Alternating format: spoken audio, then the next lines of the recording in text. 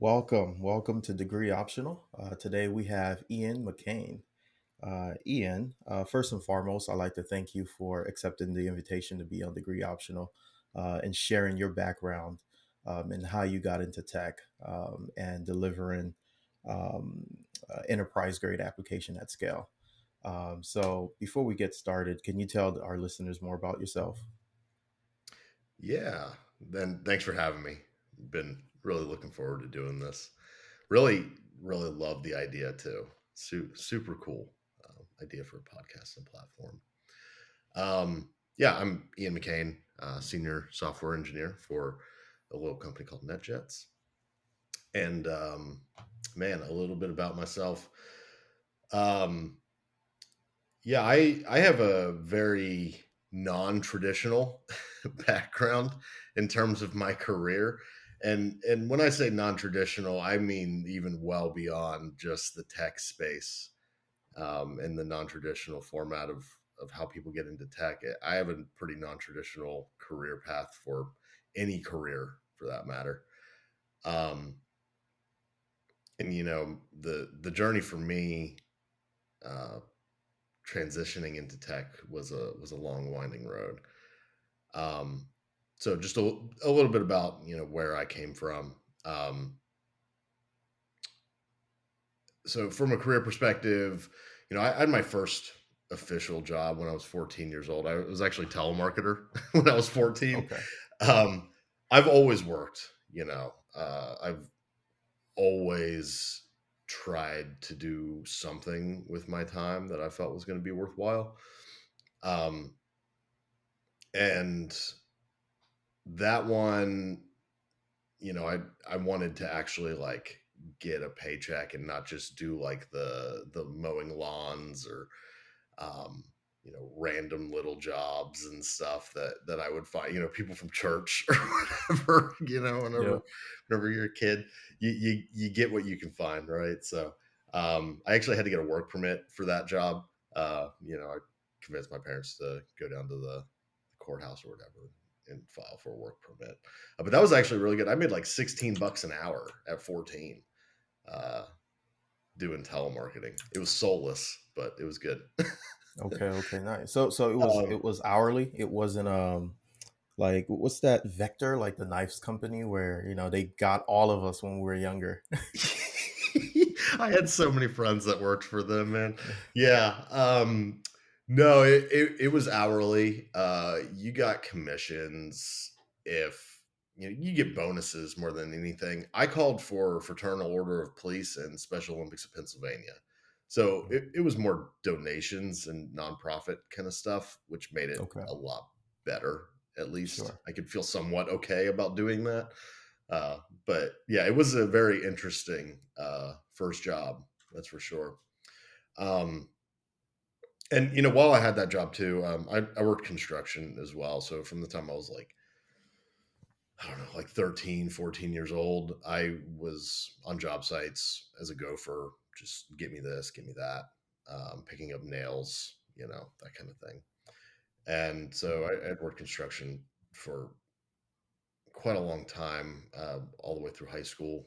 And uh, when I was 18, so I turned my birthday's in October, so it's towards the end of the year. So 2008, turned 18, got my contractor's license somewhere around like November, I believe, and started a construction company, um, mainly building log homes. 2009 to 2012 is around, early 2012. We started to shut down. Um, and that was, for me, it was one of those things. I always kind of saw like career path and school as separate kind of things. I was someone who self learned quite a lot. I read all the time from the time I was a kid. I started like, I've always read books. I started reading chapter books when I was like 7, 8 years old. And I used to read a lot. I read my first Nietzsche book when I was 15, and um, as I got really into philosophy and a lot of other things around political science, and that's what I ended up studying in college. But Nice. I've always been a big proponent of self learning, and so my career, my schooling and learning were very separated for me. They weren't entangled. I feel like it's a Mhm. big difference from most people, including all of my friends. There's at most people kind of put those two things very hand in hand. You have school, then you have career, and to me, it was career and school are separate paths. And to that end as well, school wasn't a huge priority for me. I had my construction company when I was 18. um, i I had jobs, I had money coming in. I felt like my career, I could kind of do whatever I wanted to really do. um, and school was never a huge priority, and that comes from other things, just kind of where I grew up. And as a kid, you have a lot of external influences from various things, other friends parents, people around you, the school system itself, right? So um those waters can be really tough to navigate as a kid, because you don't really know what you're doing. And honestly, anyone under the age of 23 is a kid to me. Yep, yep. you know I think scientifically it says your brain is not fully developed until you're 25. Um, yeah, and I'm fully there. I yeah. fully believe that. I remember back when I was 25. Absolutely. And so, yeah, I mean, it took me a while to really find what I wanted to do. But since school wasn't a huge priority, I was honestly pretty bad at it, and mainly because of homework. There's a big systematic approach to how school works. Mhm. You you follow in step, and you do the work, and you do what has to be done in order to get the grade. I have never really been that kind of person. I kind of make my own path in a lot of ways, and so school was not really something that I saw a lot of value in. And it's unfortunate too, because I wish I had. I'm not saying either that that's like a good approach. I Mhm. don't think it is. Embrace school.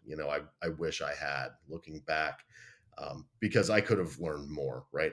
I could be better even than I am now, and Mhm. that's really important to know. So, Yeah, um, just to dig into that a little bit, sure. I also feel like the school system, the way they teach is broken, right? And it hasn't been um, thought on to improve upon that system since the beginning. And if you go back to, you said you're into like um, philosophy, right? So if you go back to the days of Socrates and Plato, the way they learned and they taught was to apprenticeship, right? You have a master and you have an apprentice, um, and then even looking back at Alexander the Great, his mentor and his teacher when he was, I think, around 12 years old was Socrates. Hmm. So like these things they're related, that's why like the system that they had worked, and it built great empires and great people, men of valor. So if you look at the school system, if they were to incorporate apprenticeship, like going into an industry and following somebody, shadowing somebody, that would be beneficial for us. Oh, totally agree. Totally agree. And I think there are some education options that do offer that kind of thing. And I think everyone learns differently. I'm fully a proponent of different types of intelligences, right? And tailoring your studies and your learning towards those. Um, but yeah, I 100% agree. I think it can be really tough with our current system, especially in America, um, because it's become so processed to death more than anything. They basically had to create this extremely bureaucratic system in order to achieve consistency or fairness or whatever you might say. And I think that kind of it bogs down the entire process. And I think you have people, teachers. teachers have a very, very, very hard job. I've had teachers in my personal life that I've known pretty well, and it really opened up a lot of perspective to me later on. Whenever I got to kind of hear about their daily lives and the things that they deal with, Mm-hmm. and just how inspiring it can be, and how sad it can also be. Yeah. I had a good friend who worked in a very poor school district, and they had a career day, and the kids, there were multiple children that were like, "Why would I need a career? I'll just get my check in the mail like my parents." Mm. And it's really hard to judge that, because it's like, well, these kids just, they follow what they know, right? Their world is, and everyone's world is so singular to themselves, right? So Mm-hmm. Mm-hmm. everyone's perspective is so influenced by these very important people in your life, like your parents and your teachers. And I think it can be really tough to gain some of that outside perspective, um, for a lot of kids, right? And so the learning system is very tough, because you get a lot of teachers that I think become disenfranchised, and then Mm-hmm. just kind of do the, okay, here's a worksheet, fill it out, you get your 10 points, move on. That's the part Okay. of school that I always found pointless. And this kind of good segue into this, right? Because I went into my senior year with a 1.8 GPA. And the fact that I'm saying that on a podcast too, please don't judge me, anyone that listens to this.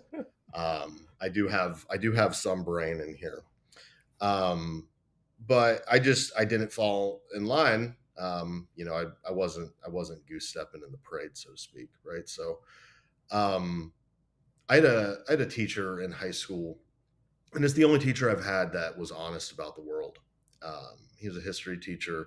He was actually a one of the first Green Berets ever. He fought in Vietnam and was a part of the Green Beret unit whenever they first created the Green Berets during Vietnam.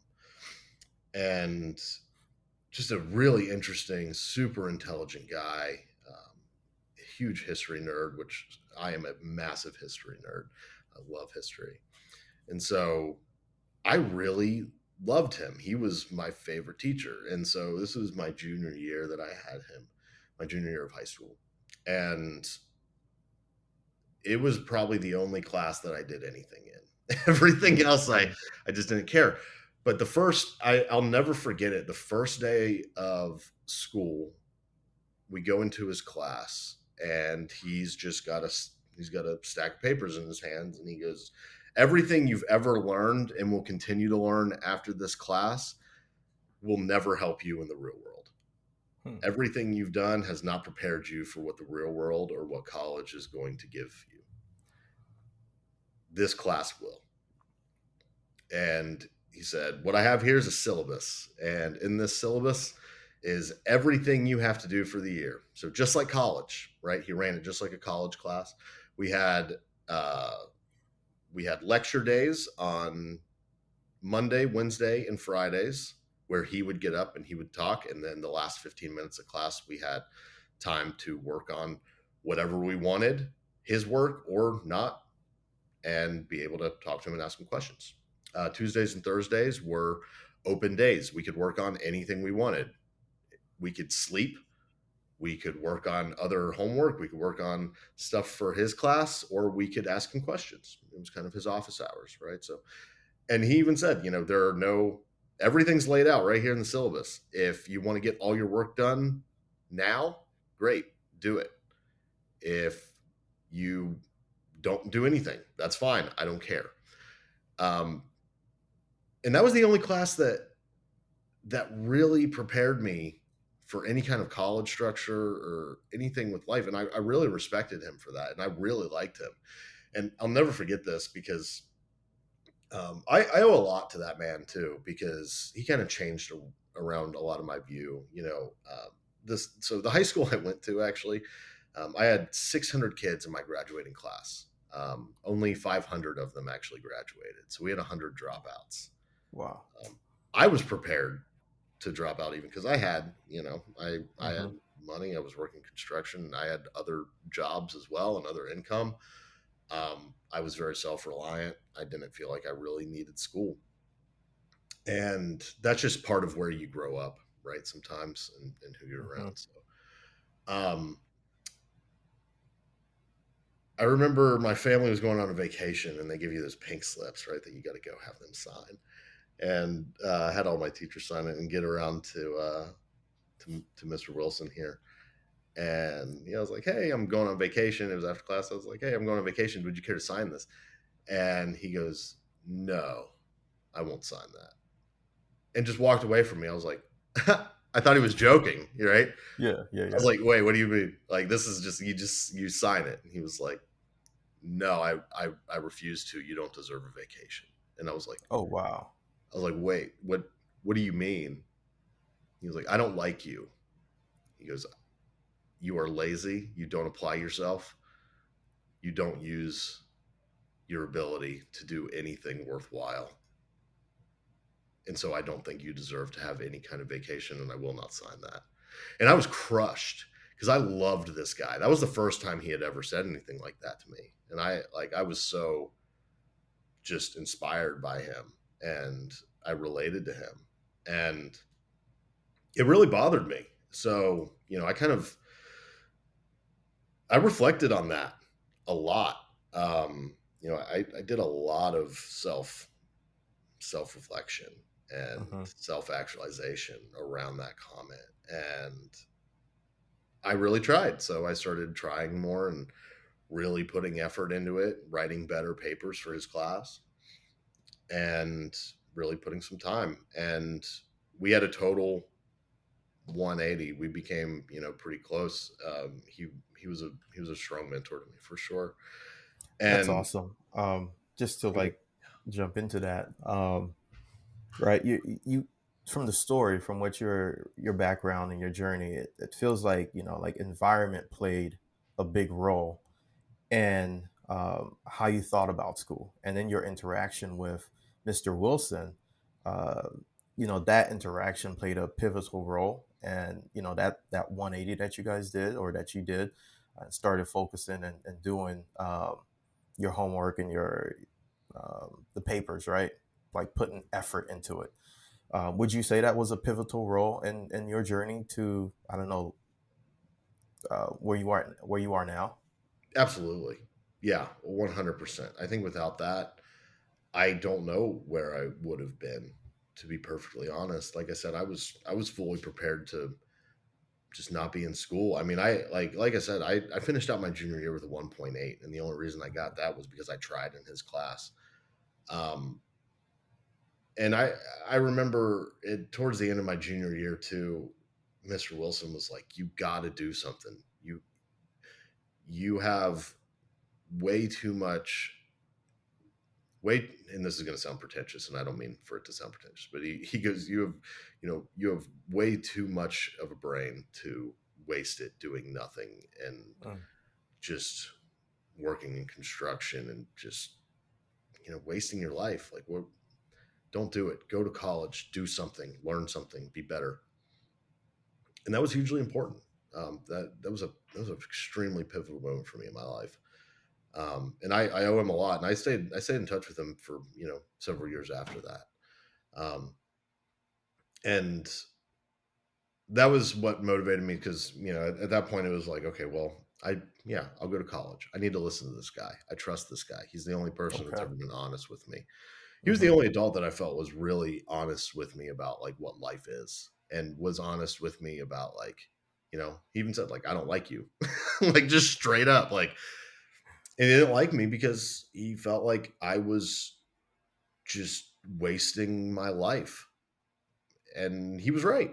Yeah, I was. So I wanted to fix that. I wanted to improve that, and I I buckled down. Senior year comes around.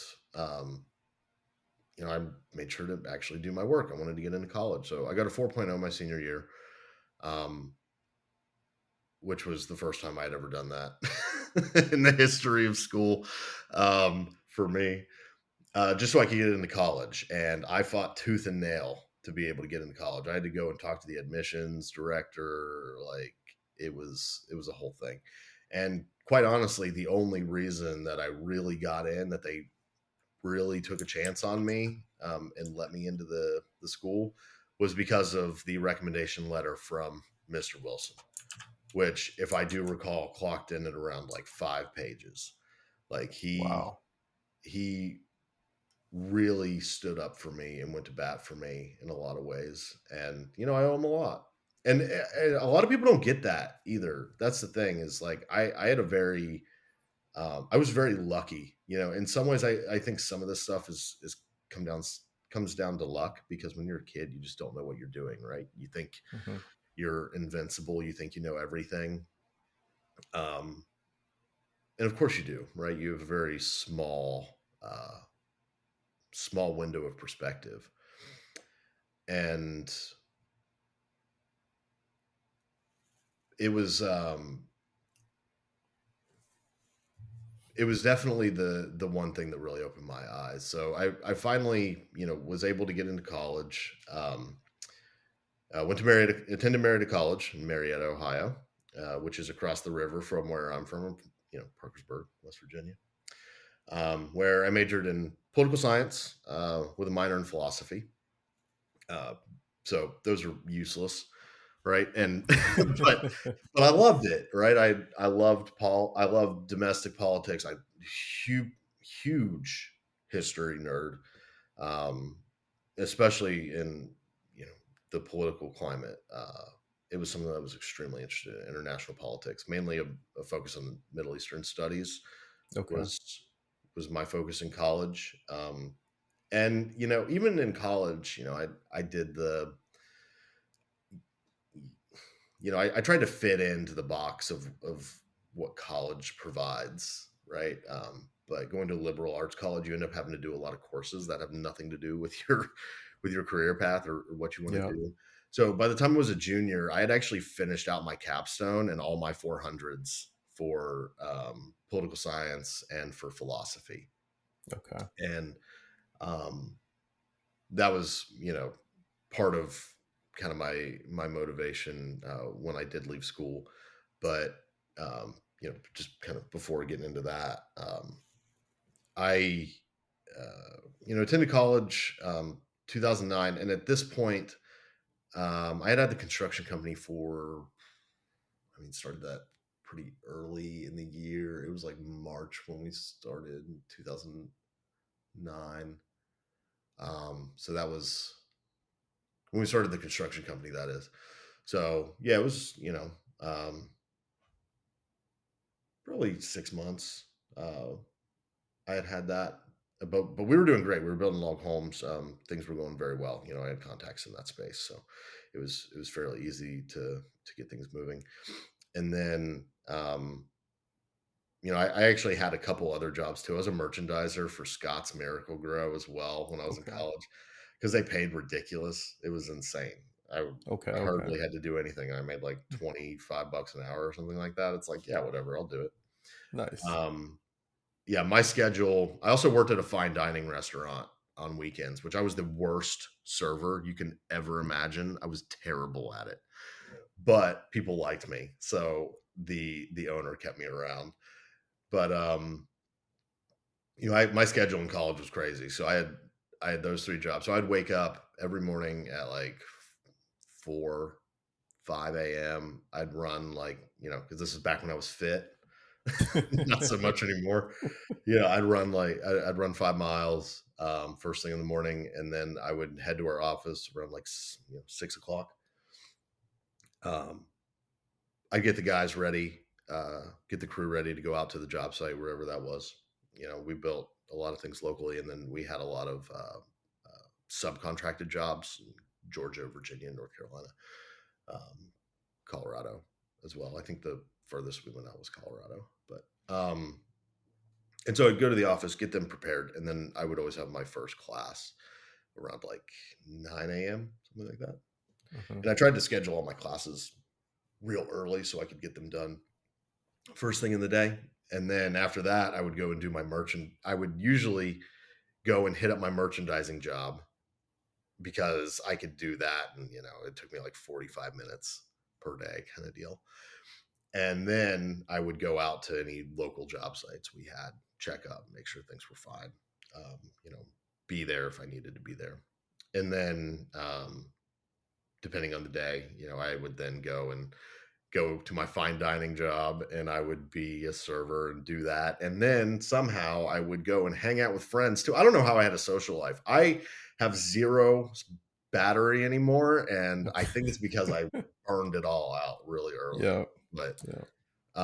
yeah, I still don't know how I did it. But during that time, while I was in school, having the construction company, it was a pretty bad time to start a construction company. That was when the housing bubble happened. In case there's some young folks listening to this, the housing crash in '08 and '09 really hurt uh,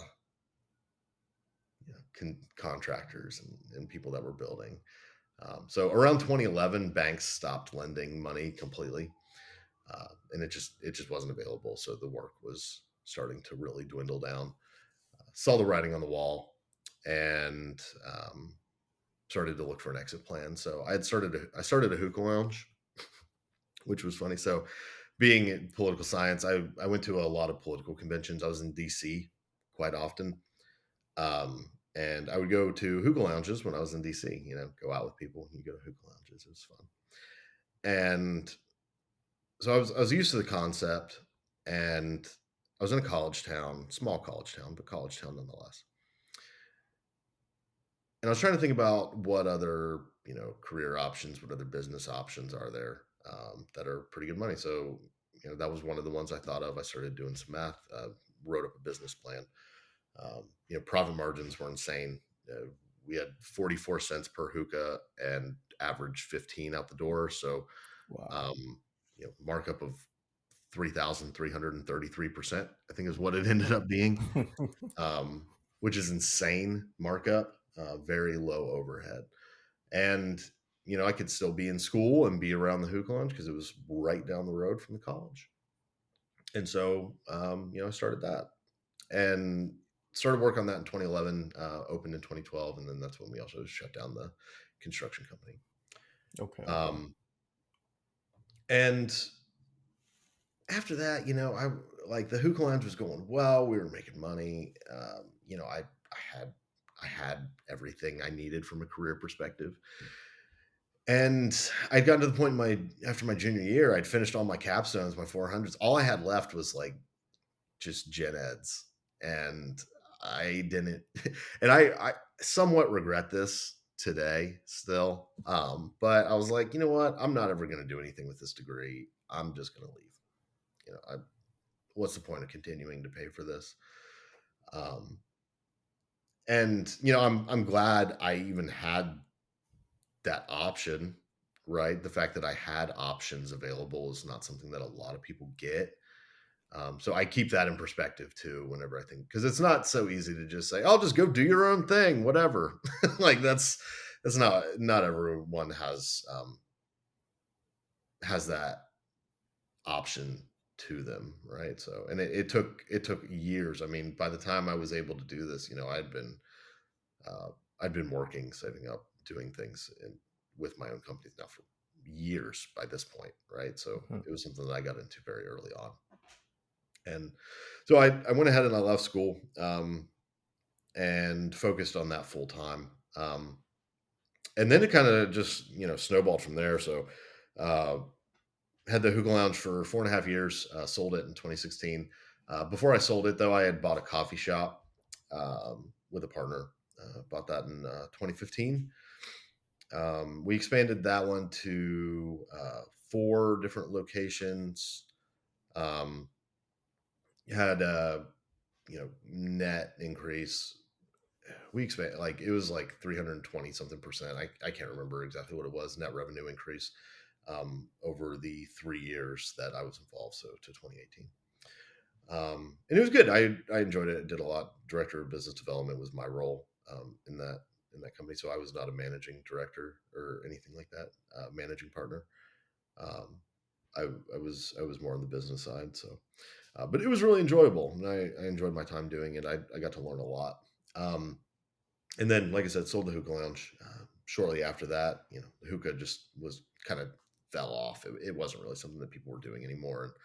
And especially when you're dealing with colleges, you have a constantly rotating customer base, right? So you have 4 years of classes, and if you have your juniors and your seniors love to go out and do that, well, as soon as they're rotated out, those underclassmen, those ones are now in that position, they don't do it at all, right? So you lose an entire customer base, and it was okay. I was ready to be kind of done with it. I staying up.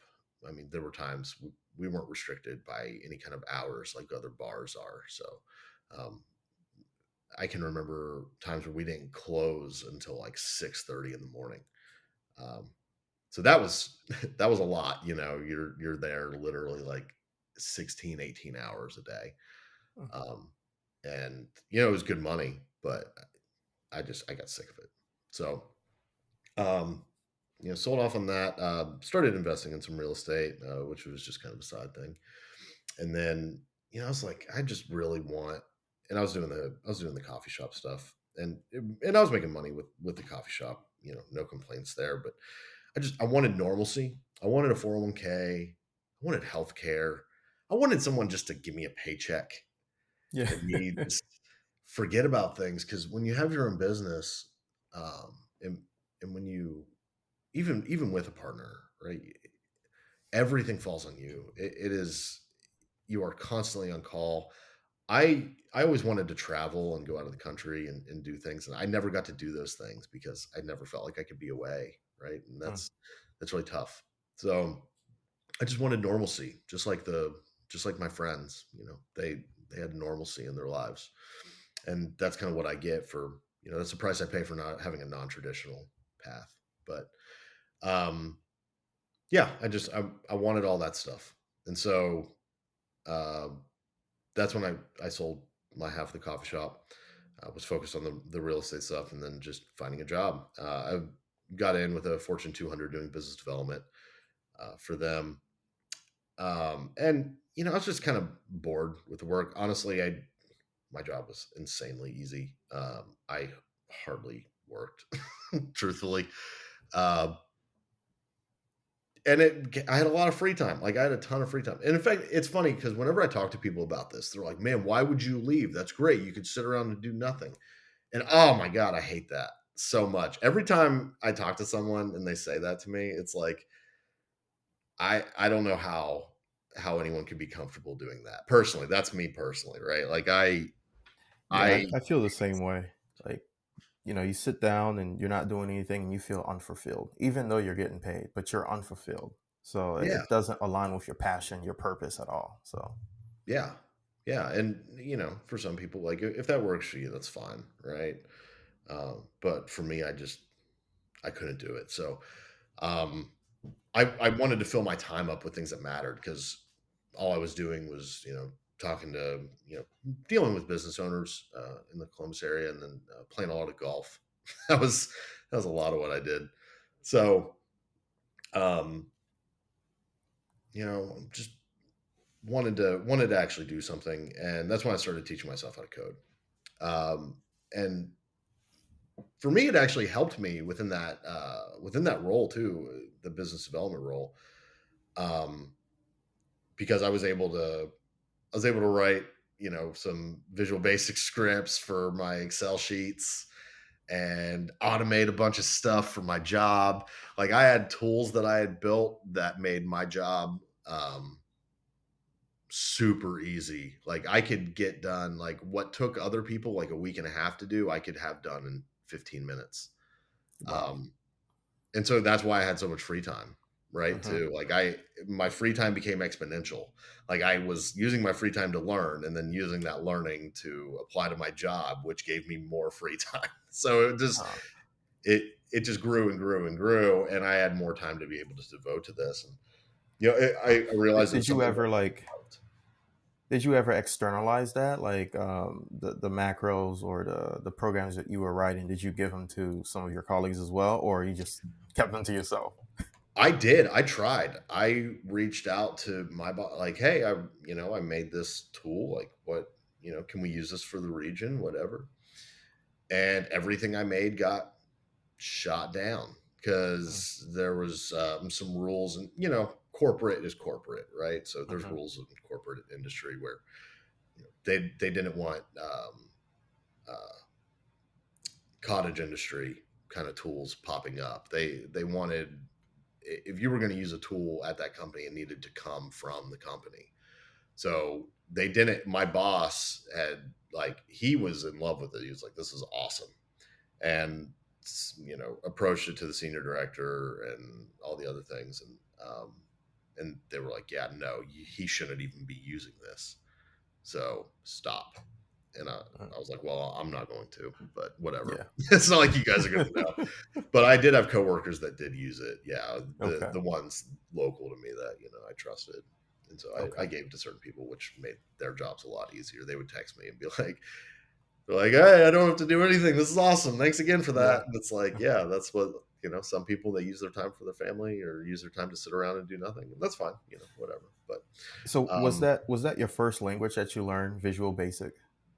so yeah, this is what's funny. Like, and I know we were talking about this a little bit, but for me, like, I've always been very hands on in like different kinds of tech and very interested in like technology and new upcoming things, and um, and just like how computers worked in the first place. Like, even today with the code that I write now, like, it's so magic to me that, like, it's amazing. It really is. It's like magic, and I love it. It's the most interesting thing. And I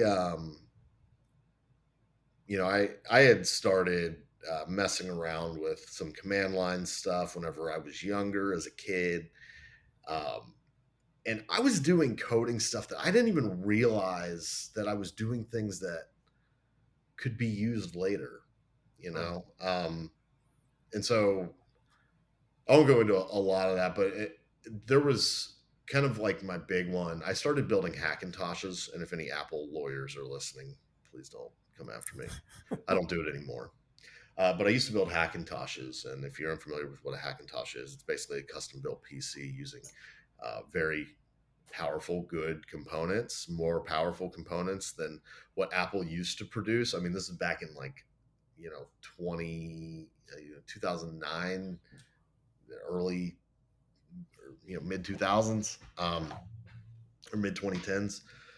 Um, and so the Mac hardware that was coming out in those machines was pretty bad. Honestly, it's not like it is today. The M chips are crazy powerful, but back then it wasn't. They were using like Intel Pentiums and stuff. Like, it was Yep. Yep. it was bad. So I was building these custom built PCs, and then basically split partitioning drives for Windows and then for Mac OS. And when you do that, you have to write some bootloaders and things. A lot of this stuff you can get from websites. So shout out to Tony Mac 86. I can't believe I still actually remember that. Um, but there were some custom hardware components that I had got for a couple of the builds that I did for people, um, that I ended up having to write some custom bootloaders for. Um, and that that was my first kind of like real foray into writing code. I had no clue what I was doing. Before that, it was like HTML stuff, Hmm. um, like web things, and then just the command line stuff that I was just kind of like a blind squirrel, just typing stuff into command line and seeing what would come out of it, right? Um, and so um,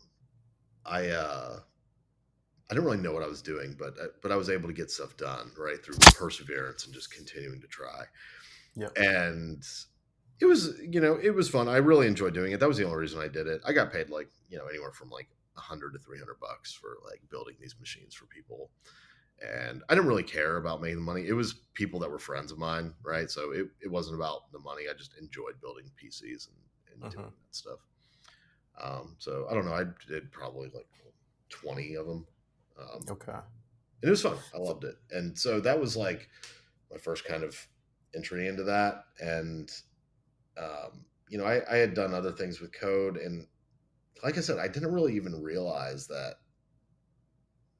what I was working on were things that could actually like transition into a career path. Um, I always saw myself as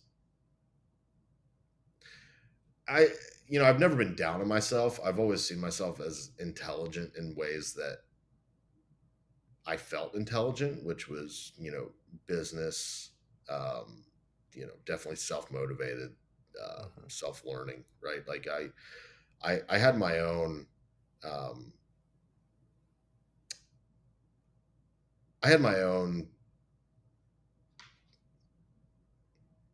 kind of view around what my intelligence could offer. And what kind of intelligence I have, right? Like I said, I'm a proponent, definitely a proponent of multiple different types of intelligence. And so anytime I thought about computers or people that write code, um, I always saw those people as just beyond intelligent. Mhm. You think about someone that writes code, and I was amazed by those people. It was so interesting to me. And it's like, Yeah. how can you be so smart? How can you figure that out? I always look down on myself in that way. Like I was like, there's no like I can't do it. I can't be that. I'm not that smart. There's no way. Mm. And so I never really went at it like I should have. Yeah. So when you thought about somebody who programs, a software engineer, who did you think about? Like the Elon Musk, the Steve Jobs, and Mark Zuckerberg? Yeah, I mean Steve Jobs for sure. And here's what's funny about that too is as someone who's a fledgling entrepreneur early on as a kid, you look at you look up to some of those people that have started from nothing and grown into these just giants of industry, right? Hmm. Um, they can be hugely motivating, and their stories can shed a lot of light on kind of what what a good path looks like, and shed a lot of light on what is necessary to make that happen. And when you look at Steve Jobs, right? Like, yeah, he was a developer, he was a programmer, but he was a crap programmer. He wasn't even good Yeah. at it. Steve Jobs was a businessman. Hmm. Steve Jobs was an idea guy. And that's what's interesting to me, right? Because whenever I looked at Steve Jobs, I was very inspired by Steve Jobs as an early entrepreneur. He Hmm. was very inspiring to me, and I took a lot of motivation from him, as a person, right, as an entity. But I also knew his story, and I knew that everything he did, Steve Wozniak is the one who built it, Yep. right? So you have this incredibly intelligent genius of a man who is one of the most humble people on the planet, to the point where he donated everything he had. I mean, the dude was I don't know if he is anymore, but I know he was a school teacher for a long time after he left Apple, Mm. back in his hometown. And you look at Steve Wozniak, and it's like, this is someone who is so far beyond intelligent, like that he just doesn't even care about money, career.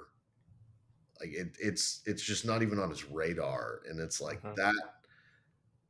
that was hard for me to even understand, I Mm. think too, because it was like, I'll never be that smart that I can just like not care about what my income is. Like Yeah. Yep. I'll Yep. never be that, right? And so I looked at things like that, and like, yeah, I'm this isn't. this isn't something I can do. I went to high school with kids that went and got engineering degrees, and they were in all the AP classes and just really intelligent. I kind of looked down upon myself in a lot of ways Mm, because I didn't focus in school, and I always felt like I could have, maybe I could have done it, but it was never something that I really tried. So I didn't think I had the intelligence. I didn't think I had the ability or the know-how to be able to do it. I just didn't think my mind worked that way. And that was really, I think that was really the only time that I actually ever really doubted myself, if I'm honest. I use that time as a motivational tool for myself nowadays. Like, mhm, you can do anything if you just try. Put your mind to it. Try. And even looking back, it is strange to think that I felt that way about that when I am so comfortable with failure. And if you're going to be a software engineer, especially self-taught, you have to be okay with failure. Like, yeah, I am 100% a full proponent of mountain of failure, pit of success. mm, Um, and I think that applies so well to people that go to college and get into a career, whether that be in software development or not, right? People that go and get CS degrees because number one, they have, like, I know people who have CS degrees who do not do any coding in their free time. They do yeah, not care. They really don't even like it all that much, but they know how to do it and they're good at it, right? And they mhm. have the brain that works that way. And they put in their soft 36 and they go home, right? That's kind of their day and Soft they're fine with 36. it. Yeah, man. Um, and they're fine with that, and that's fine. I'm not saying that everyone needs to, like, constantly be pushing and doing all this work for some, like, large enterprise, or even that you need to, like, necessarily be your own boss or any of that, right? Like, do what's best for you, do what makes you happy. Mhm, And for a lot of people that enter into that career, they just have this adeptness from just years of conditioning, schooling, and that repetitive nature to be able to just enter in the workforce fairly easy and be able to thrive, or at the very minimum survive, right? So sure. um yeah, I think about people with CS degrees too, and just how easy it is to get a role regardless of if you like it or not Mhm. once you have that piece of paper, like that Or can if you're good at it or not as well. So, because absolutely. they have the degree. Yeah. Um, so I want to ask you, like, when you thought about, you mentioned you're self-taught. How long did it take you to actually go from I'm gonna do this and I'm gonna learn about this? Like, how many hours did you put in? Was it working on the weekends, putting the time in to learn how to code and build something? Was it project based? Was it just tinkering around? Yeah. So great question. Yeah. So in 2018, after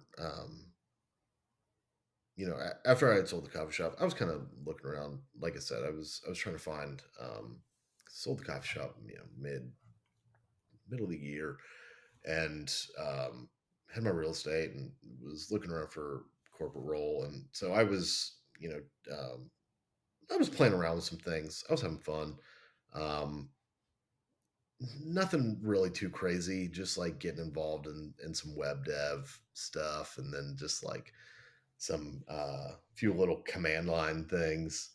Um, I was getting into a little bit of Python as well, and it was just something that I like doing. And so I like I said, the visual basic stuff, writing macros for my Excel sheets and other things. That's where it really started to take off for me, and I was like, ooh, I think I can actually do this. Hmm. And so I started, just kind of researching. Right, it was like, okay, well, what can I do? Like, what do I want to do? And I had to actually think about it because it's tough when you're researching it on your own, especially coming into this totally fresh. Like I had friends that were software engineers. And they went to it straight from college. And so to be honest, they weren't very helpful, right? Because and I love my friends, but I would say this to their face, right? They were not helpful because they don't have that perspective, right? They went to school, they did the CS or the mechanical engineering or the electrical engineering degree, and then they went out, they got a job, and that's all she wrote. And so to them, it's like, oh, wait, you want to try to start coding? Hmm. Well, you should probably go back to college. It's like, well, I'm not going to do that. So Hmm. that's out of right. So I ended up doing a lot of searching on my own, right? And even back then, gonna make me sound old, but even back then, like it just wasn't. This was only, I mean, what 7 years, 6 years ago? Yeah, I mean 6.5 years ago. So even then, like you search things on the internet, you search things on Google, you try and find stuff. You get a lot of noise, you get a lot of things that are just going to try and take your money and not necessarily like provide you much. And it's really Yeah. unfortunate, and that's the days of ads, right? But there are some really good free options, and so I started looking, just watching YouTube videos.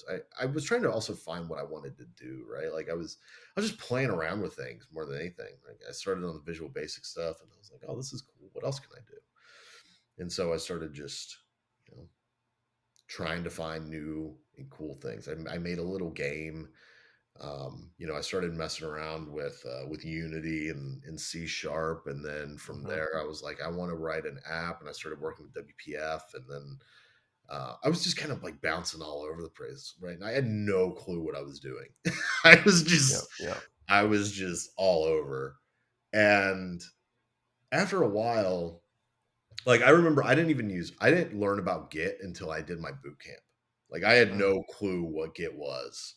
I Hmm. had seen things about Git, like, in the internet and just through my searching and research, and, like, I was like, "This looks incredibly confusing. I have no idea what this is. This doesn't make any Yep. sense to me." So, I never really got into it, and then, I kind of realized after a while, I was like, I can do all these little things, right? I'm learning some stuff. I've been able to fumble my way around and be able to write some things that are fun and cool.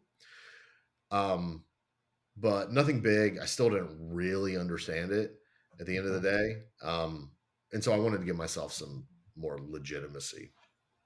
And I had gotten into well, I guess I should say too. So through 2018, I was doing this learning, and then towards the end of 2018, I had found React, and I loved like I had a lot of fun with it, right? Because it's very malleable. You can do a lot of cool things. So I had made some like I said, I made some little games and stuff, just HTML web Okay. app games, just little things. Tic tac toe. Yep. Yep. Yep. I made like a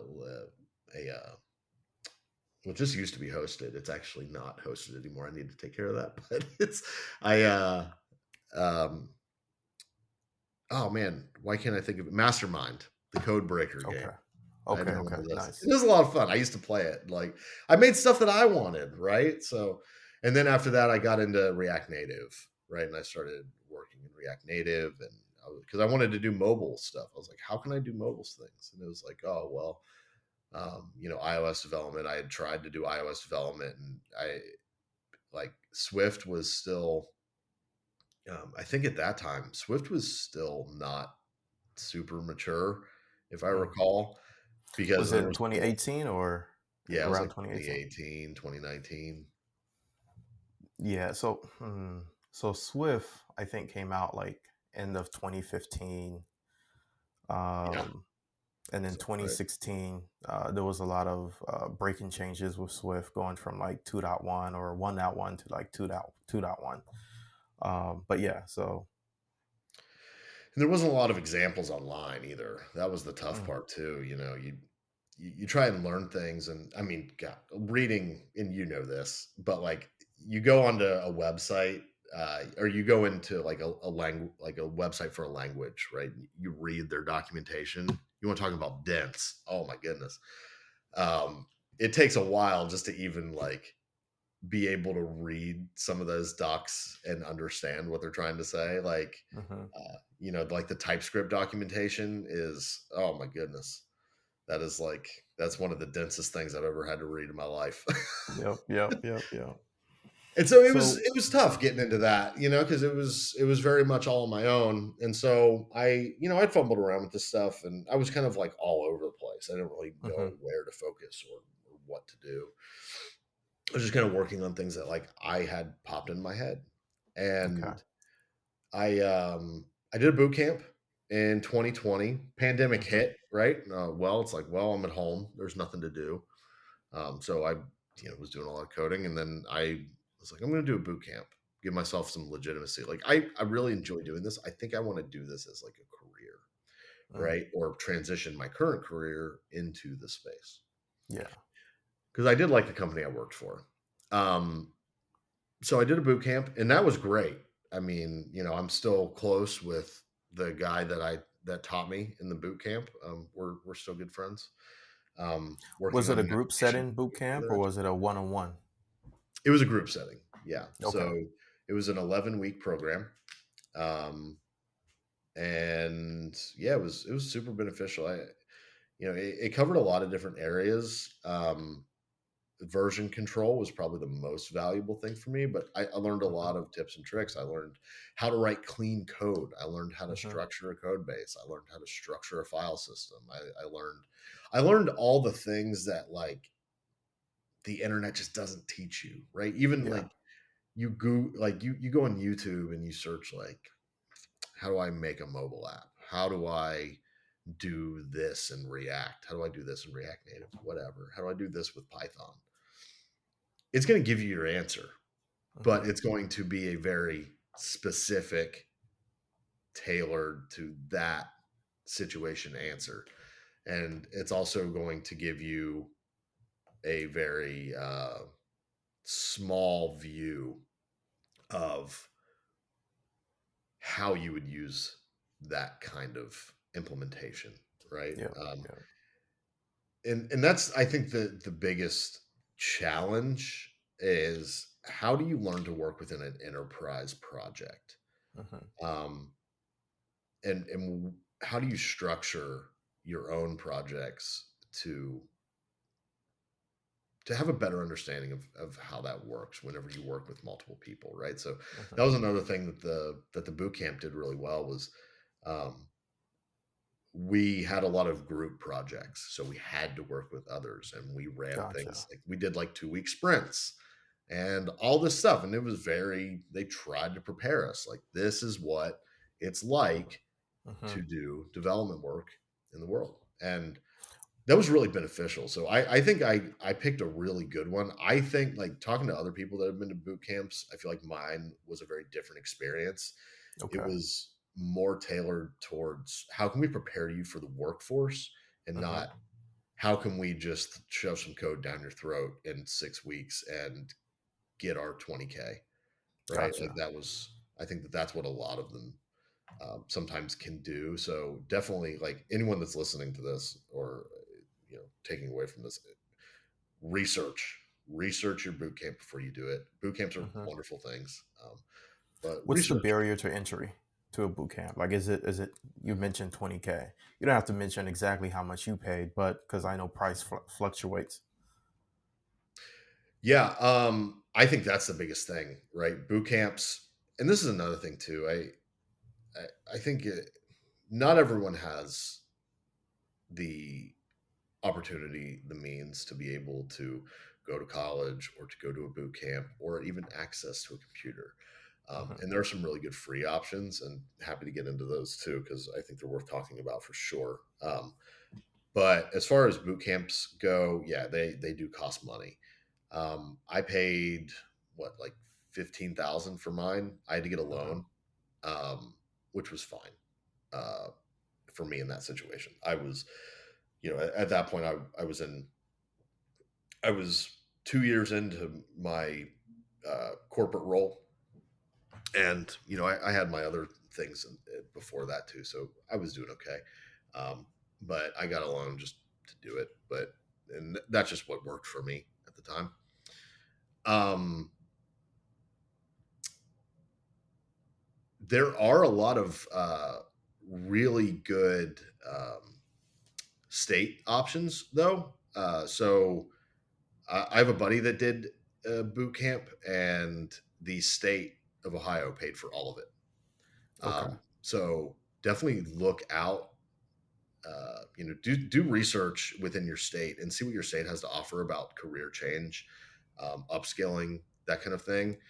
Especially if you're unemployed, you can get uh, assistance. Yeah, Okay. government Okay. assistance to be able to do those kind of boot camps. So definitely worth looking into that if you don't have the means necessarily to do a boot camp. I do recommend it for sure, just because it gives you a little bit. It's easier, right? Because you have someone who is well versed in the industry, well versed around the work that needs to be done, and you're gonna get a lot more prepared to Hmm. actually enter the workforce when you are self-taught. Sure. And what's the level of expectation should that person expect? Like, is it going to be a lot of workload? Can somebody do a boot camp and hold a job at the same time? Is it beneficial to just focus on the boot camp? What are your thoughts there? Yeah, I think that's going to depend on the person, honestly. Here's what I will say in terms of being self-taught, and and this is the big difference between CS degrees and people that are self-taught. If you are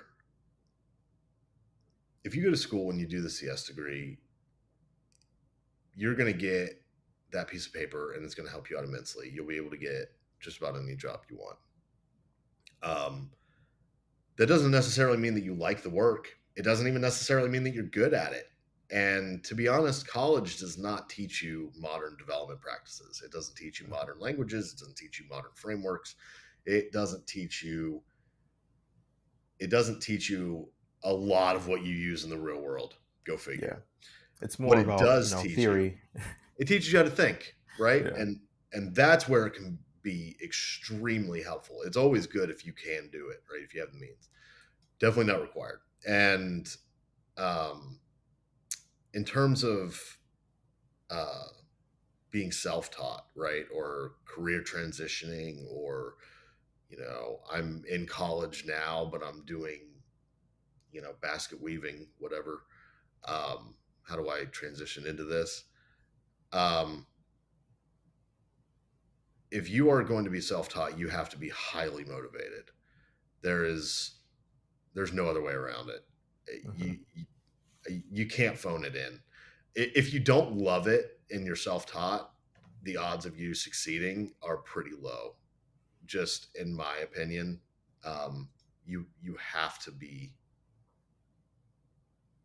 you have to be pretty self-motivated, I think. And Okay. like I said, you have to enjoy it. I don't know if you would agree, but I feel like everyone I've ever met that's self-taught that does this for a living loves it. They're like obsessed with learning new things and new technologies and writing code. Like, Yep. Yep. I agree 100%. Just because, like, that's all I think about. Like, my brain never shuts down. All I think about is code. How do I same. improve? How do I do this? And then I would go out, just like, I don't know, like preparing my meal or watching a TV show, and I'm thinking about, oh, that's what it is, and I run to my computer and then try to fix whatever issue I was having.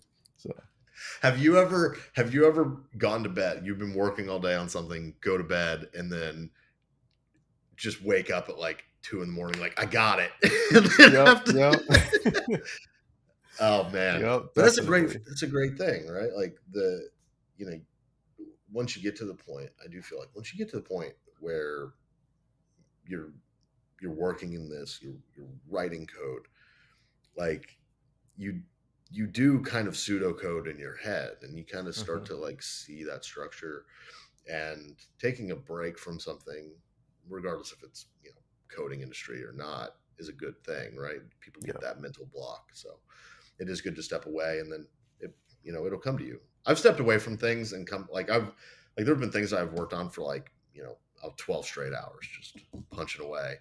And Mm-hmm. then like, okay, I need to step away, come back. And it's like, what was I thinking? Oh my Yeah. God. Why Yeah. I made this way more complicated than it needed to be. So, uh, So I'd like to switch gears a little bit. So you did the self thought thing, and then you wanted to be legit. So you went through a boot camp. yeah. Um, and then how did you actually break into tech, and how did you acquire your first job? What was the experience like? Was it overwhelming? Did you feel like quitting? Did you feel like you made a bad decision? Like what was it like for you? Yeah. I mean, absolutely. All those things went through my mind during that process. Right. And, um, there's no growth without some struggle, in my opinion. This is gonna be really really cheesy. I'm sorry for that, but one of my favorite quotes of all time: "To improve is to change. To perfect is to change often." Mm, And I have that's resonated with me ever since I was young. Right, that's a quote from Winston Churchill, and I remember the first time I ever heard that. I think I was 16 years old, and that was something that was highly motivating for me. Like, yes, absolutely, to improve is to change. Right, you need to change. Change is the only constant. You need to change constantly, and you need to be okay with that and embrace it. Embrace the change. Embrace the failure. It's important, and I've failed a lot in my life, right? And so, in terms of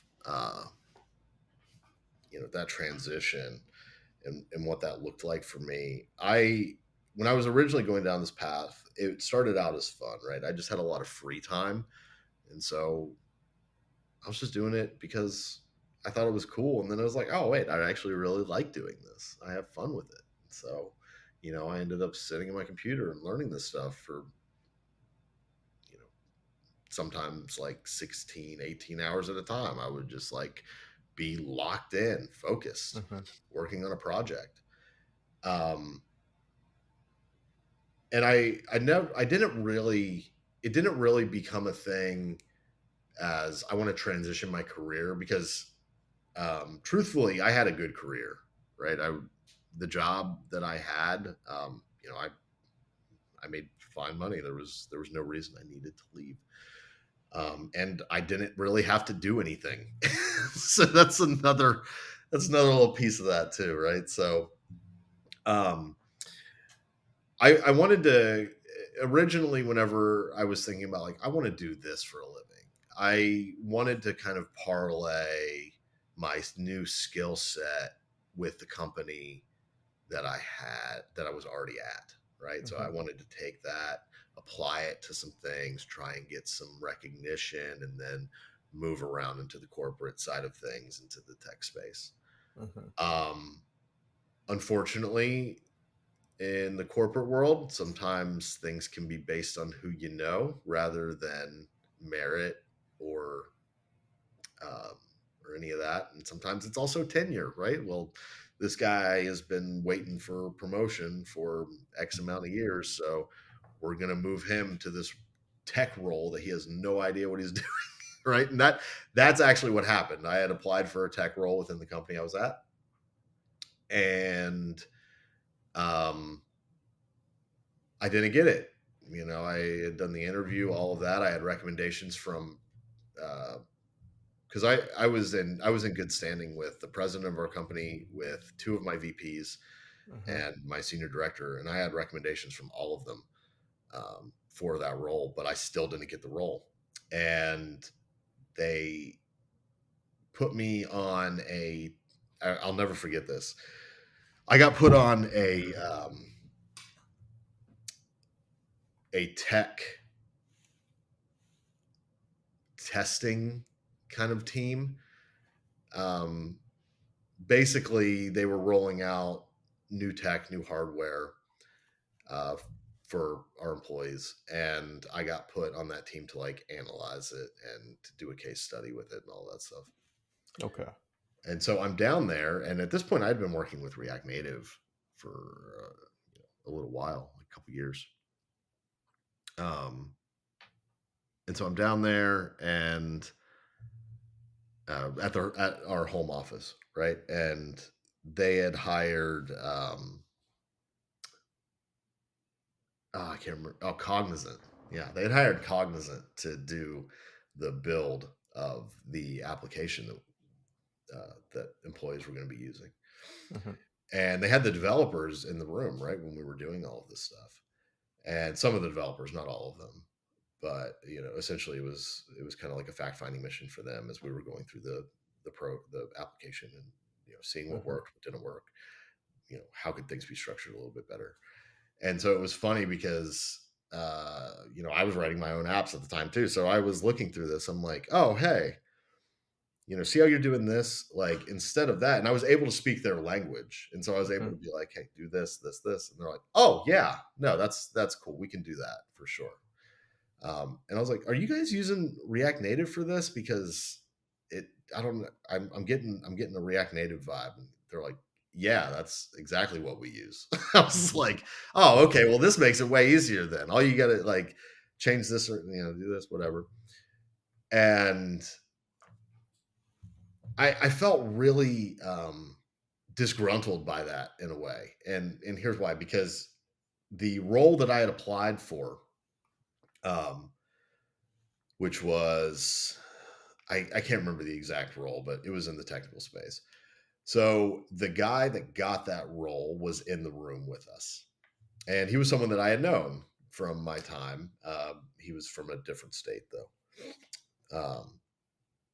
but he was in that role, and I was talking to him. And I'm like, yeah, man, that's awesome. So like, or so do you? When did you start writing code? Like, you self taught? Like, did you get a degree in this? And he's like, oh, I have no clue what I'm doing. I was like, "What?" He's like, "Yeah, I was up for promotion. They put me in this." He's like, "I don't understand any of this. I'm only here. They put me here so I could like get some more experience around it and start to try and learn something around the role." I'm like, "Cool. So this is what this is going to be like." So that really motivated me to move on, right? Because I Mhm. wanted to do that work, and I wasn't being given an opportunity. So that's when I started looking elsewhere. I was kind of methodical with my searching. I did, like I said, my job was fine. I had time. It wasn't a restriction or anything. So I was able to uh, look around and be strategic about where I wanted to land. Okay. Um, as far as like you know how how much work it took to get to that point too. I mean, like I said, I had put in like a ton of time and a ton of effort through like up until that. But once I started on like I want to get a job doing this, Mhm. which was probably around like I think that was 2021. It was early, yeah, it was like January 2021. Um, that I had gone down there and that situation had happened. And that's when I got Okay. really motivated to do something different. And so I was like, Okay. I'm gonna get really good at this. I'm gonna learn. I'm gonna get better. And I had done my boot camp and everything. And so I I started just like a madman, just writing code and doing projects and working on anything and everything and doing Udemy courses, which I do want to mention Udemy too here in a second, but you know, all kinds of things. And it took me a while because I was like, what what do I actually want to do? Right? Like I can't learn everything. And I'm trying to Mhm. learn Python. I'm trying to learn TypeScript. I'm trying to learn C sharp. I'm trying to learn uh, Swift, Objective C, right? I was I was doing too much in too many different areas and spreading myself very thin. And you know, our brains, especially once you get older, I'm in my 30s at this point. Our brains can only have so much intake, and so I wanted to. I took a step back and I wanted to make sure I was doing this in a way that made sense. And so I just thought about like what motivates me? Like what do I want to work on? What sounds cool? And the mobile development thing is what really came to me and really spoke to me. So um I had done React Native stuff for a little while and I really liked it. So I focused straight up on that. Um, and the way that I viewed it before that was like, I'm going to learn things that I can get a job in, right? Like I had mentioned, I had friends in the software engineering space, and one of Mhm. my friends wanted to get me on with his company, but I needed to know C sharp. And so that's when I started doing a lot of .NET and WPF stuff and writing C sharp. Unity helped with that too, Mhm. and writing those scripts. Um, but I didn't really enjoy it. It wasn't as satisfying as Mhm. the mobile development. And so, um, I was like, I don't know if I'm going to be able to do the C sharp thing. Uh, and I really started focusing on that. Um, I, I knew eventually though, it's like, okay, well, if I want to do this for real, like, and I focus on one thing, eventually I'm going to get good enough at that one thing to land a job. Like at some point in the timeline, I'm going to know enough to where it'll work out. And Yep. that's kind of what I always banked on, right? Like be prepared to fail, be prepared to be turned down. And I was fully prepared for that going into it. So, um, I worked on apps and projects. I mean, at minimum, I always worked at a minimum like 4 or 6 hours, Okay. Okay. always, every day. Okay. And when I say work, some of that was probably pretty light. There Yeah. was Yeah. Yeah. probably days Yeah. of like research or whatever, but I was every day. I was at my computer doing something around it. Even if I'm Mhm. just messing around with an app, like sandboxing something while I'm on Discord talking to some buddies, right? And then there were a lot of days like, I mean, there were days where I spent 12, 18 hours just at my computer, just plugging away, learning, Mhm. learning, learning, writing, writing, writing. Yeah. And that, Repetition reinforces learning. So. yeah, exactly. And especially with this, right? Like you have the syntax for these languages. Once you write the same thing over and over and over and over and over, you just eventually know what you need to write.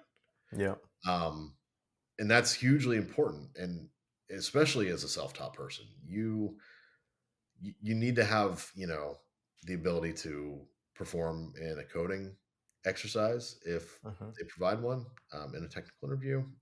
You need to have projects that are well structured and are easy to read, especially if you're going to present those to someone, for them to judge your Mhm. value, right? It's very important. So, practice is the biggest thing. If you can practice that skill, practice that syntax, just constantly write, whatever you can.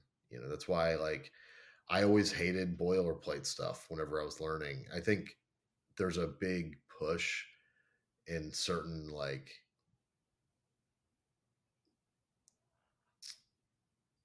when it comes to some of these learning tools that exist, you'll see like, hey, download this boilerplate code or download this sample project.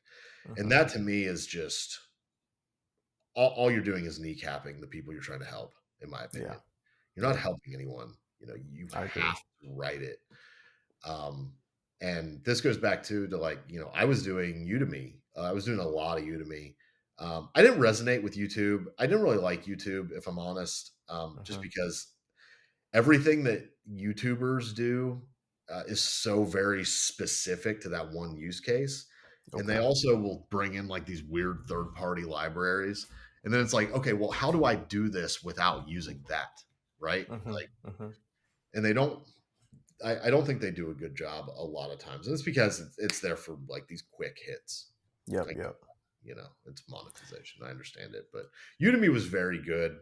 Um, I really enjoyed what Udemy had to offer, and if I have any advice to anyone that uses a Udemy course, um, as you work through it, get to the initial setup if it's something that you need help with, right? If Mhm. it's just kind of the initial like starting point, but whenever you get to a section, like I did a lot of Angela Yu courses, and she's great. Yep. Yep. Um, as you get to a point where she's going to say, Angela would say like, okay, now we're going to build like this search functionality in. Pause it, build it yourself. Do everything, you spend as much time as you need to try to implement what that instructor is talking about Hmm. on your own. And then go back once you've done that and play it and see where your solution was to their solution. And that's going to enlighten you because you've just done you've done the manual work, right? So now it's in your head. You're not just copying someone, because if it's just rote copying, you're not gaining anything out of that. You're not Hmm. understanding it. And that's the thing with being self-taught. And this is why I keep coming back to the failure, right? Like, being self-taught is a mountain of failure. Yep. And that is what's going to make you improve. If you are not prepared to fail and write bad code and have people trash your code, or I the amount of people that have made me feel terrible on Stack Overflow is insane. Yeah. From the time when I was Yep. early on with this. So be prepared for that, and it's a good thing. You need to have thick skin, right? But it strengthens you and it makes you better. Um, I really think that's important. Nice. Um, Um, could you share a story about a mentor or a connection that played a pivotal role or a key role in your career? yeah, absolutely. So I kind of talked about the first one, right? Yep. But when I got my first dev job, so I eventually did get a job as a developer, 2022, and I had applied to a lot of places, um, and it just never worked out. A lot of places wouldn't even call me back, Mm. or get back to me. Some of them were very instant rejections. I just couldn't get anyone to really give me an opportunity. Out of 400 different applications I put in, I Wow. had maybe 5 interviews over that entire time. Um, and what's funny is with NetJets, they reached out to me, which was very strange. I had a recruiter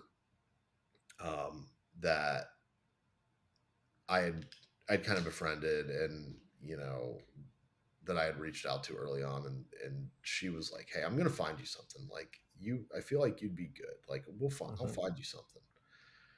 And one day she gives me a call, and this has been like months that I had this relationship with her. She gives me a call, and she's like, "Hey, my colleague has an opportunity with this company called NetJets. Would you be interested in talking to them?" I'm like, yeah, absolutely. And I'd never heard of NetJets before, right?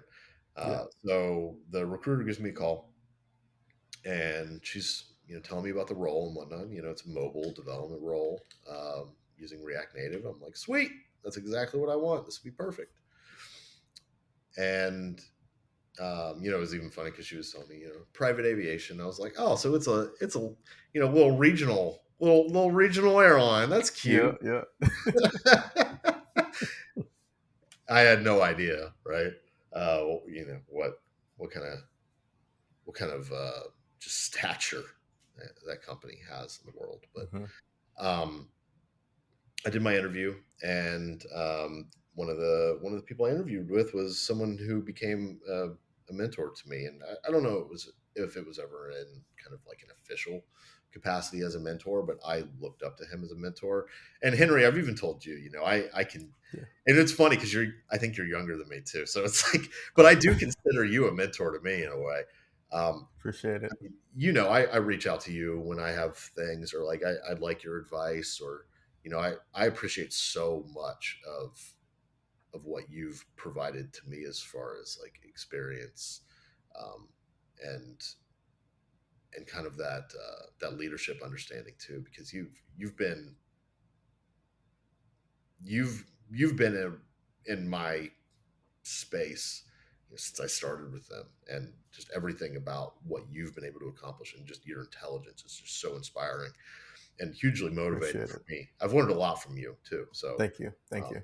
I've enjoyed all all the time I've got to work with you. So, and I know we don't get to work together that often, but when we do, I cherish it for sure. And so I've had quite a few people like that at NetJets, but getting to land where I did was huge for me because I know other people that have entered the workforce from being self-taught, and the team that they were on was either, spread out, they were remote, or people don't really like interact with them, and they don't really have that support system.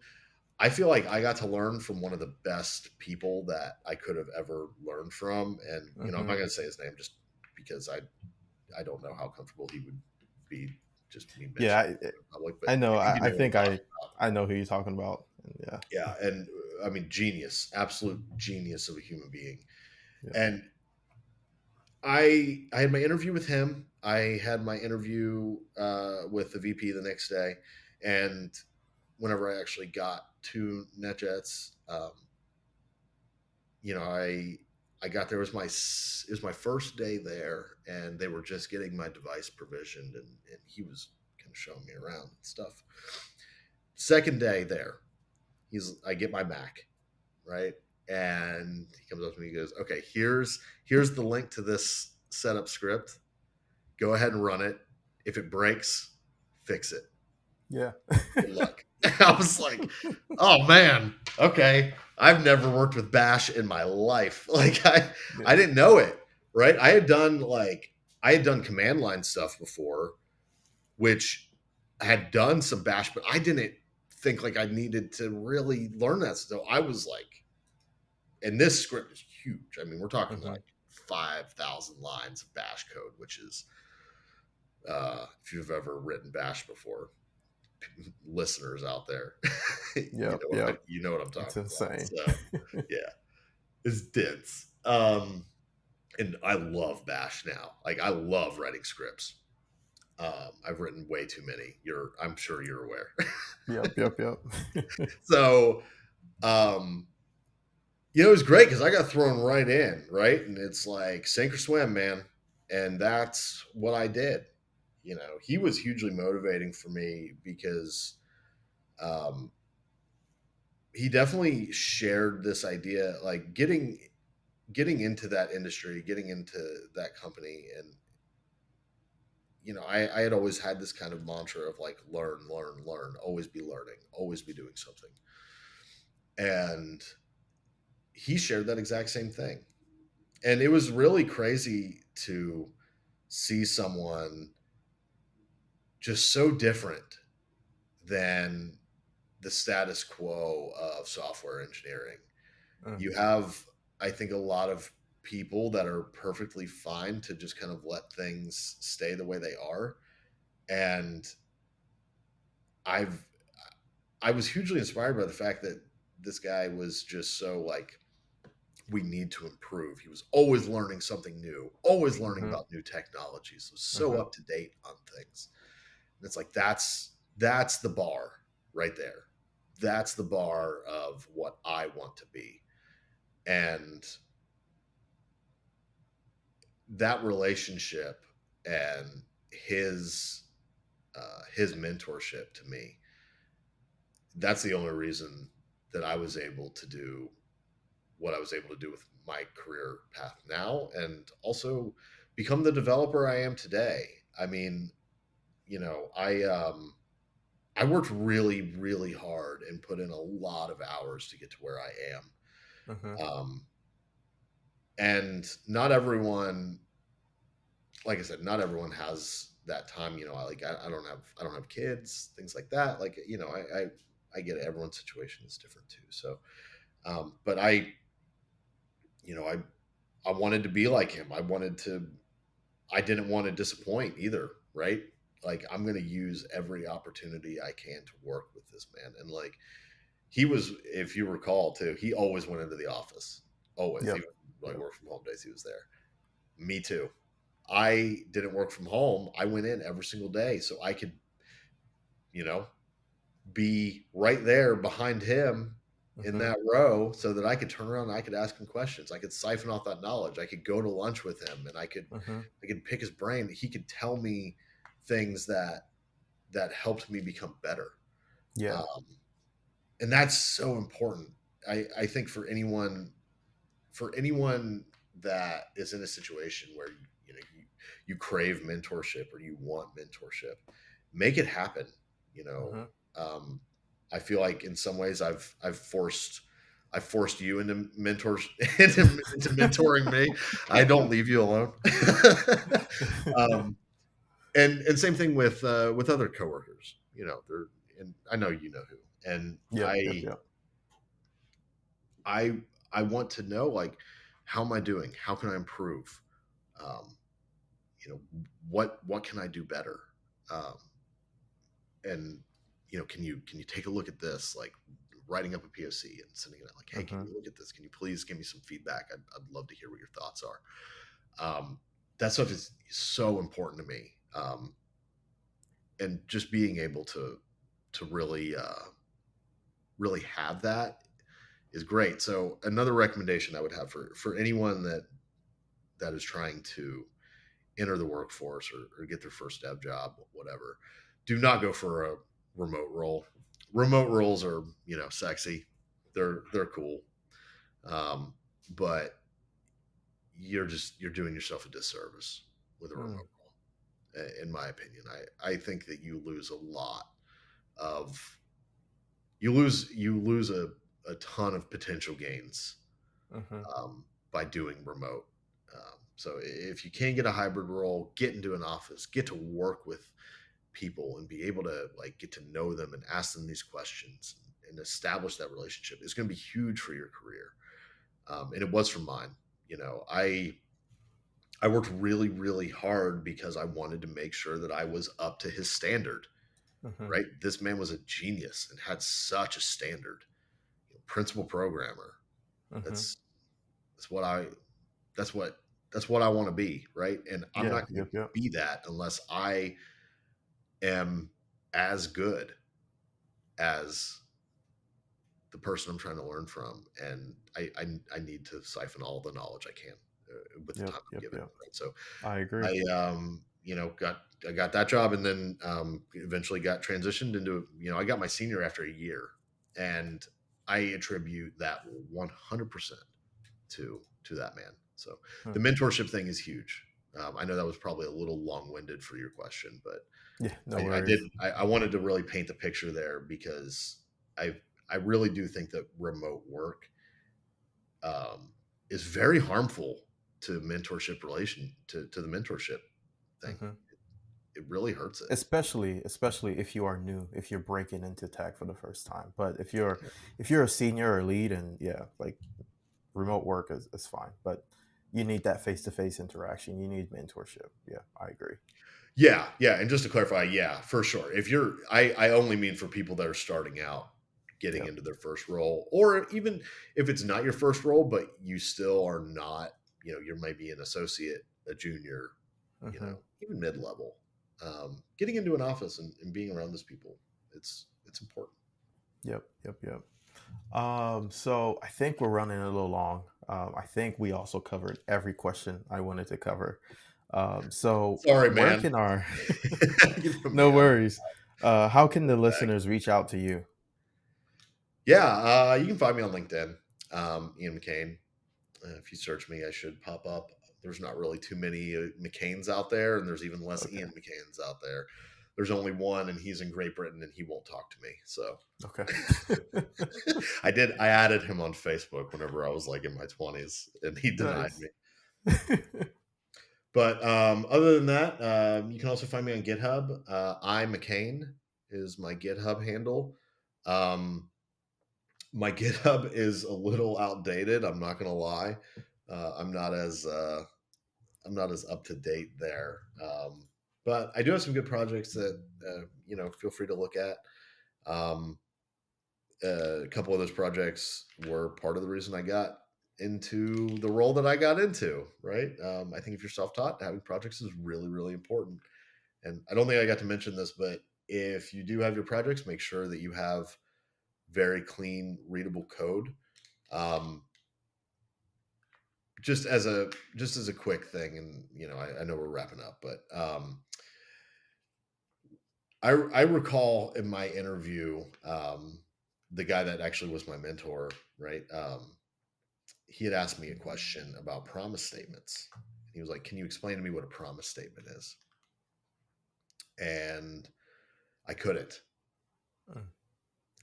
I I looked at them all and I'm like, "Hey, I can't tell you what exactly a promise statement is because I just didn't have that kind of like textbook knowledge at the time, right? Mhm. Um, but I know how to use them and I know when to use them.